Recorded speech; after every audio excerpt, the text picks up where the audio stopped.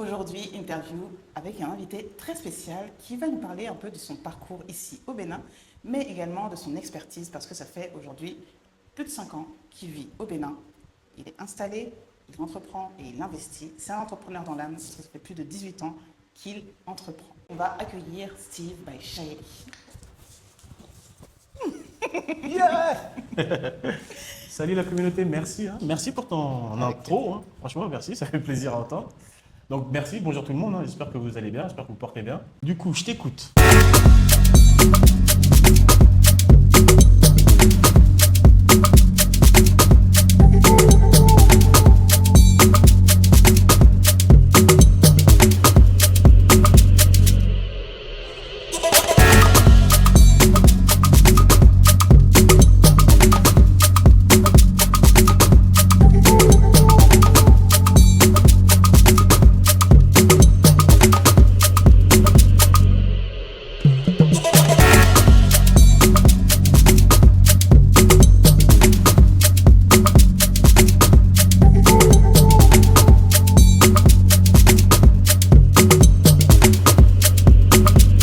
Steve, qu'est-ce que tu conseillerais à une personne qui veut s'installer, investir, entreprendre au Bénin en 2026? Ok, ta question est bien intéressante, mais malheureusement, je trouve qu'elle n'est pas assez complète. Dans le sens où, en réalité, il faut savoir combien elle a dans ses poches, cette personne-là. Pourquoi? Parce que on va vous donner quand même des petits tips, parce que le but, c'est quand même de permettre à la communauté de pouvoir venir dans de bonnes conditions. Ce qu'il faut savoir, c'est que tu vas avoir des personnes qui auront entre 0 et 10 000 euros de budget, d'autres entre 10 et 50 000 et d'autres plus. Et en fonction finalement de la somme, tu as une stratégie qui sera différente. Après, deuxièmement, il faut savoir si la personne elle compte venir seule ou accompagnée de sa conjointe ou de son conjoint, et également si la personne elle compte venir avec des enfants. Parce que tout ça va dépendre et va faire en sorte que soit elle pourra essayer de s'établir d'une certaine manière ou d'une autre. Ok. Ça dépend aussi peut-être du projet qu'elle a.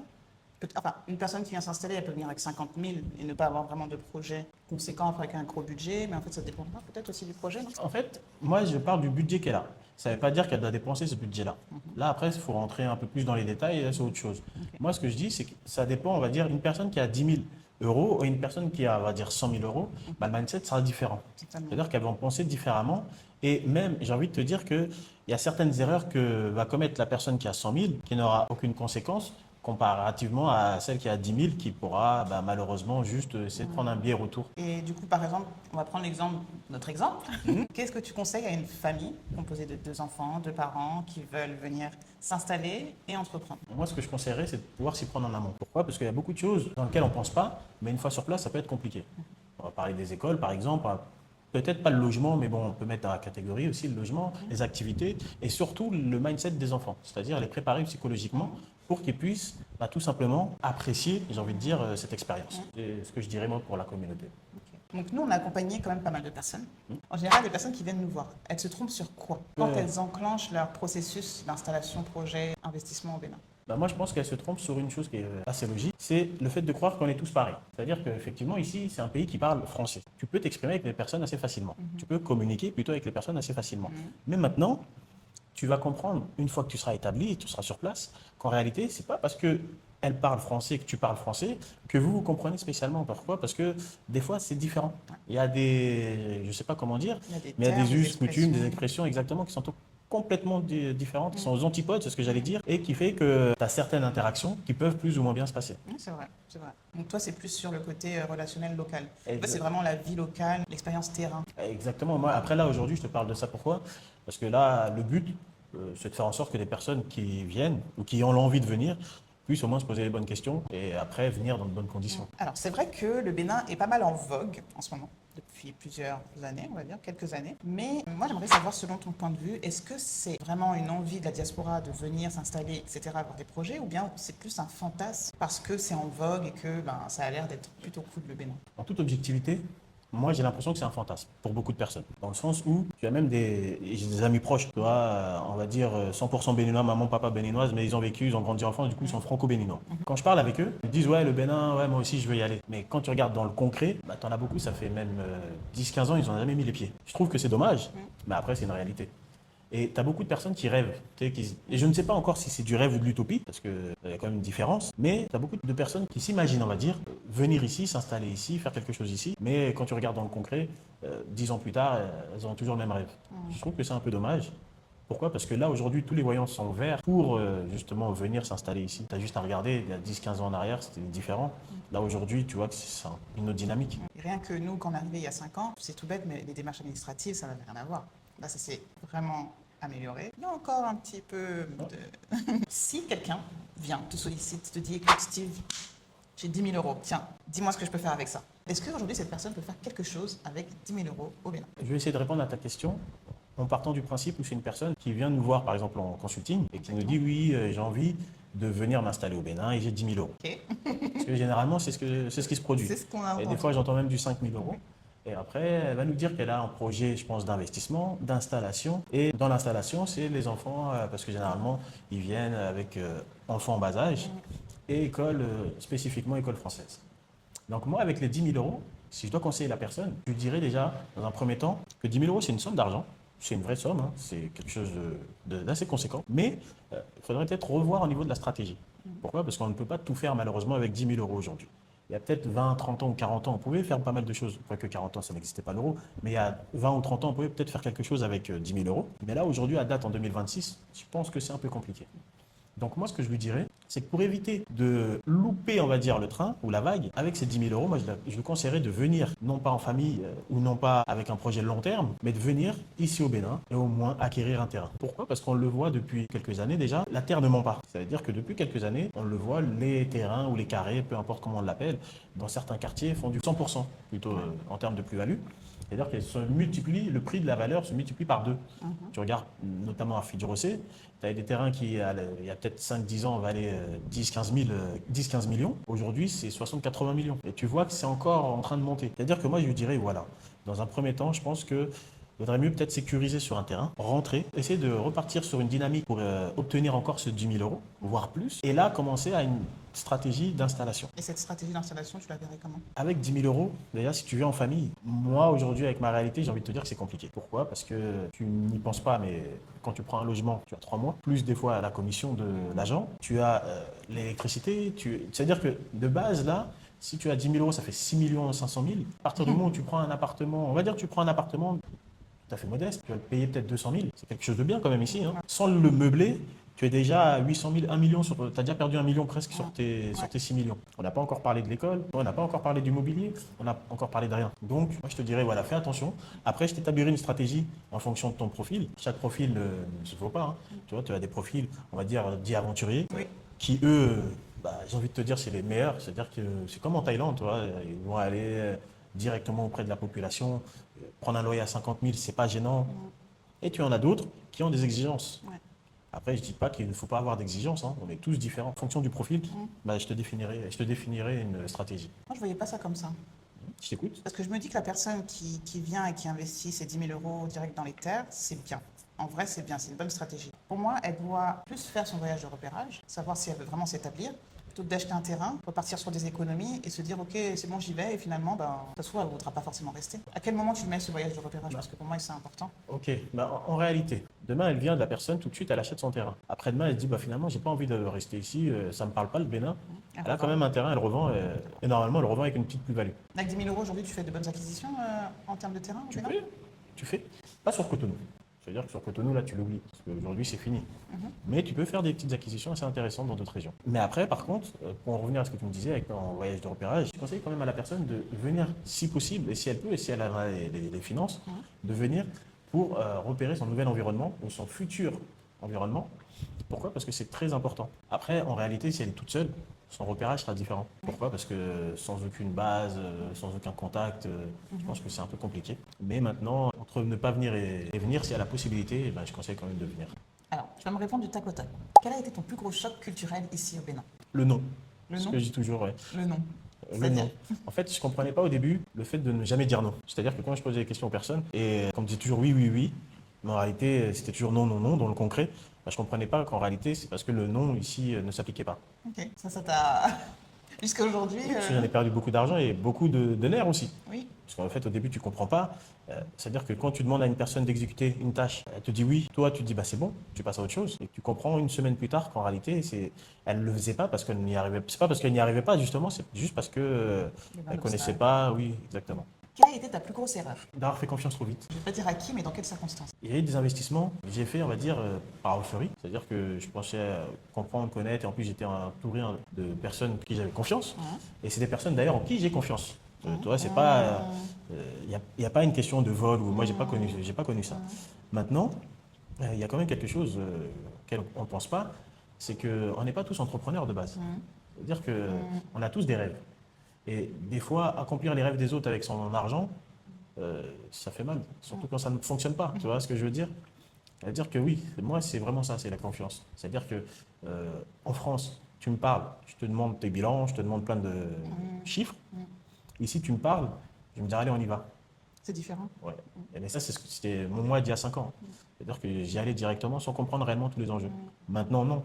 Je prends le recul, je fais attention. J'ai appris aussi à observer et comprendre surtout, je ne vais pas dire l'invisible, mais l'autre partie du décor. Parce que tu as souvent, ce que je dis toujours, de toute façon même aux élèves avec qui on travaille ou des personnes à qui on accompagne, c'est qu'ici, tu as beaucoup de commerce, mais en réalité, ce ne sont que des vitrines. Quand tu mets un peu ton cerveau dedans, tu comprends aisément qu'en réalité, il y a une autre activité. Du coup, je ne rentrerai pas plus dans ce détail-là, mais maintenant, j'arrive à essayer de comprendre un petit peu les choses. Ça me permet d'éviter de perdre de l'argent. Oui, oui. Combien t'a coûté l'une de tes plus grosses erreurs justement en ayant fait confiance? Alors, est-ce que ce serait pas le fait de ne pas être sur la même longueur d'onde, plutôt une question de confiance? Ou peut-être que la personne, oui, t'a fait croire que c'était OK pour elle, mais en fait, finalement... Oui, c'est ça, en fait, c'est confiance dans le sens où, par exemple, on va te dire vraiment un exemple, oui, viens, on se lance dans telle activité. T'inquiète, telle activité, ça va rapporter gros, ici, il y a de la demande. Allez, on y va, et au final, tu te rends compte que c'est plus compliqué que ça. Et tu te rends compte qu'en réalité, son expertise a été basée que sur des ondits. Elle est limitée. Exactement, ou limité, oui, tu as raison. C'est surtout des ondits. Et donc, du coup, tu te rends compte qu'au final, tu as jeté de l'argent dans un secteur avec une personne avec qui tu recommenceras sans, j'ai envie de dire, sans hésitation. Parce que c'est pas une question de confiance, tu m'as volé ou tu m'as pas volé. Là, on est à des années-lumière de ça. Mais, malheureusement, en te jetant comme tu te jettes, tu sais, quand tu fais juste confiance aveuglément, bah, ici, tu perds ton argent. Alors, c'est vrai qu'ici, nous-mêmes, on le dit, on parle beaucoup d'opportunités. Mais moi, j'aimerais savoir aujourd'hui quels sont les risques de ces opportunités. Ok. Au-delà de perdre son argent, j'imagine. Ben, ça reste un risque. Un risque niveau santé, dans le sens où le fait de perdre ton argent, des fois, ça peut t'engendrer après certaines autres complications. Après, il y a aussi quelque chose qu'on néglige, mais en réalité qui est tout aussi important. Ça peut faire des brisures ou des cassures au niveau soit de ton cercle familial ou de ton cercle d'amis. C'est pour ça d'ailleurs que quand on accompagne des personnes, on leur dit tout de suite avec qui tu veux t'associer et pourquoi. Pourquoi? Parce qu'en réalité, c'est très important de le comprendre. Et après, comprendre tous les enjeux. Pourquoi? Parce que au début, tout est beau, tout est mignon. Mais dans les affaires, tu te rends compte d'une chose, c'est pas quand ça va mal que les problèmes surgissent entre les associés. C'est quand tout va bien. Bizarrement, c'est compliqué à l'expliquer, mais c'est plus quand vous avez arrêté de ramer et que ça y est, ça fonce, c'est là où tous les soucis viennent. Donc du coup, c'est en amont qu'il faut se préparer pour savoir comment ça devra se passer. Et surtout, ne pas faire en sorte d'être lésé ou de léser l'autre partie.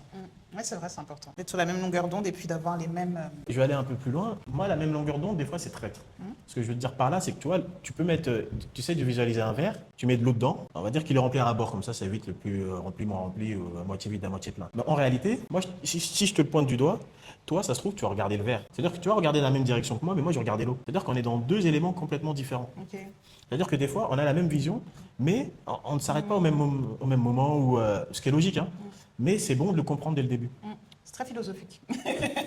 Non, mais en vrai, c'est vrai ce que tu dis, parce que même sans parler de verre, il y a la vision, mais il y a le chemin aussi. C'est ça. Okay. Ouais, c'est vrai. Et c'est bon de comprendre aussi à quel niveau toi tu t'arrêtes, entre guillemets. Pourquoi? Parce que là, on dévie un peu. Hein.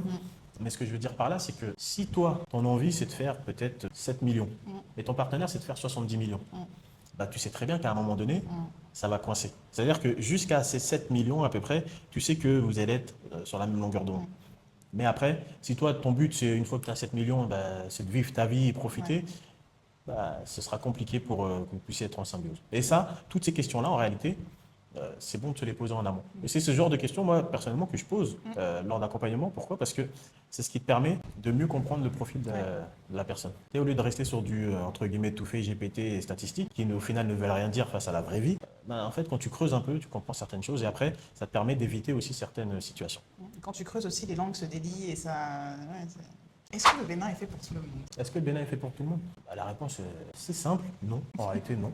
C'est pas fait pour tout le monde. Je suis désolé, hein, mais j'ai envie de dire, c'est comme partout. Hein. La France n'est pas fait pour tout le monde, les États-Unis ne sont pas faits pour tout le monde, le Sénégal n'est pas fait pour tout le monde. Moi, je pense qu'en réalité, c'est logique. Et tant mieux. Selon toi, qu'est-ce qui fatigue le plus quand on s'installe ici, au Bénin? Le temps. C'est-à-dire le temps, la température ou... Le temps, l'espace-temps. En fait, quand tu comprends que le temps ici n'a pas la même valeur que, je parle pour ma réalité en France par exemple, c'est fatigant. Déjà, quand tu donnes rendez-vous à quelqu'un à 8 heures par exemple et que la personne arrive à 11 heures, tu n'as pas du tout t'as pas le même échelle espace-temps. Ensuite, quand tu demandes à une personne en combien de temps elle va te réaliser tel ou tel projet et qu'elle te le réalise avec un mois de retard, là aussi, tu te rends compte que c'est usant à force. C'est vrai. Et en fait, c'est tous ces décalages qui font qu'à la fin, tu es usé. Tu as l'impression de ne pas avoir avancé. Et honnêtement, pour moi, c'est un peu des fois frustrant. Maintenant, je m'habitue assez facilement. Hein, c'est-à-dire que tu viens à 11 heures, je sais m'adapter. Tu viens à 15 heures. Moi, je viens à 15 heures. Je suis programmé pour m'adapter. Tu me donnes un produit, on s'est mis d'accord sur une durée, tu as une semaine de retard. Le dernier paiement, je vais te le payer, hein, mais j'aurai la même rapidité que toi. Juste pour qu'on se comprenne et en fait, c'est juste pour qu'il y ait un bon échange de flux. Comme ça, après, tout le monde est tranquille, tout le monde est apaisé. Voilà, c'est Tu équitable. avais besoin de ton argent aujourd'hui, sache que tu ne l'auras pas. Mais je vais te le donner. Pas aujourd'hui. Voilà, je vais te le donner, mais avec du retard. Quelle est la plus grosse différence mentale entre un entrepreneur béninois et un entrepreneur français? Merci pour ta question.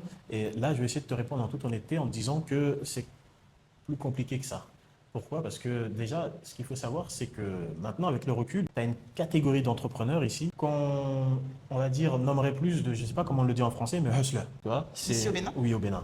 En fait, on a beaucoup qui vont te dire entrepreneurs, mais en réalité, c'est plus de hustlers. C'est-à-dire qu'ils vont être là, ils vont lundi à gauche, mardi à droite, ils vont toucher à tout, ils vont faire de l'argent. Mais ce n'est pas vraiment une catégorie d'entrepreneurs. Mais c'est ce que tu as beaucoup ici. Ensuite, tu as une différence, mais phénoménale entre les personnes qui ont de l'argent, Les entrepreneurs qui ont de l'argent. oui, entre les entrepreneurs qui ont de l'argent et ceux qui débutent et qui ont moins d'argent. C'est-à-dire que là aussi, tu as une trop grosse différence qui fait que je ne pourrais pas te dire que la différence est A ou B. Et même le mindset et même le comportement, même l'attitude est totalement différente. C'est vrai. Ça veut dire que là, c'est même l'approche. C'est-à-dire que, désolé d'employer ce terme-là, mais tu ne vas pas courtiser, on va dire, un entrepreneur qui a de l'argent ici au Bénin de la même manière qu'une personne qui n'a pas d'argent. Tu sais, tu le vois dans les relations. Ça veut dire qu'à partir de ce moment-là, tu comprends que non, c'est plus complexe que ça. Alors ça, c'est une vidéo qu'on veut faire, c'est certain. Mais aujourd'hui, où est-ce que tu vois les vraies opportunités? Dans quel secteur? Sans détailler, parce qu'on va faire une vidéo dessus. Donc, du coup, sans détailler, en réalité, ce qu'il faut faire, c'est juste savoir lire les projets d'État. À partir du moment où tu lis les projets, tu comprends à peu près tous les secteurs dans lesquels il faut te lancer. Ah, t'as donné un vrai... Merci. Alors, plutôt immobilier, plutôt achat de terrain ou plutôt création de business de A à Z? Encore une fois, ça dépend de ton budget. Allez, 50 000 euros. T'as 50 000 euros. 50 000 euros, tu fais pas grand-chose à Cotonou. Pas forcément à Cotonou, hein. Oui, mais même, on va aller objectivement 50 000 euros, ça fait quoi? 35 millions, 30, 35 millions? Tu n'achètes pas grand-chose. Du coup, je te dirais objectivement des terrains. Je te le classe dans l'ordre. Ah, vas-y.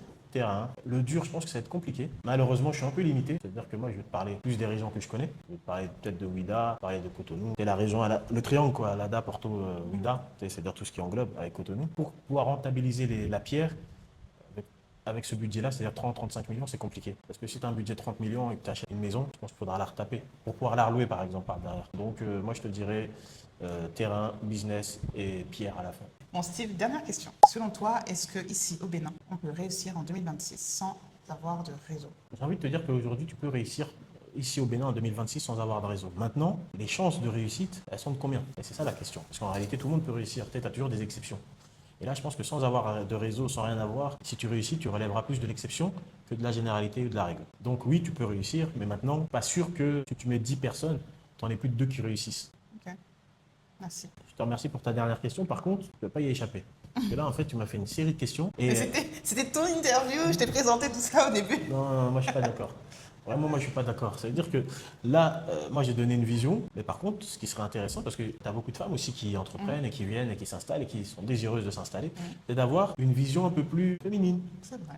Donc, à moi d'essayer de retrouver les questions que tu m'as posées pour pouvoir te les poser et que tu puisses y répondre. Est-ce qu'on fait pas ça dans une autre vidéo? T'es maline, hein? J'espère qu'en tous les cas, vous avez apprécié. Après, moi, ce que j'ai envie de dire quand même, parce que je vais essayer de conclure, c'est de dire que c'est vrai qu'en 2026, on a l'impression que tout est ouvert pour le Bénin. Et c'est vrai d'ailleurs. C'est-à-dire que tu as beaucoup de facteurs qui te permettent de pouvoir investir, de pouvoir t'installer, de pouvoir le faire surtout dans de bonnes conditions. Maintenant, il ne faut pas oublier la réalité du terrain aussi, qui n'est autre que venir seul, c'est compliqué. Dans le sens où ne pas être entouré, ne pas comprendre le marché, apprendre tout seul, en fait, ça te perd du temps. Et perdre du temps, malheureusement, ici, tu le vois, hein, c'est perdre de l'argent. Parce que le temps ici, c'est de l'argent pour certains. Pour d'autres, non, mais pour certains, c'est de l'argent. Et toi, quand tu viens, je pense que tu as quand même une envie, c'est quand même de réussite. Et vouloir réussir, c'est essayer d'aller vite sans se brûler. Parce que souvent, on veut aller vite, parce qu'on sent qu'il y a une dynamique qui, on va dire, pousse à aller vite, parce qu'on a peur de louper certaines occasions.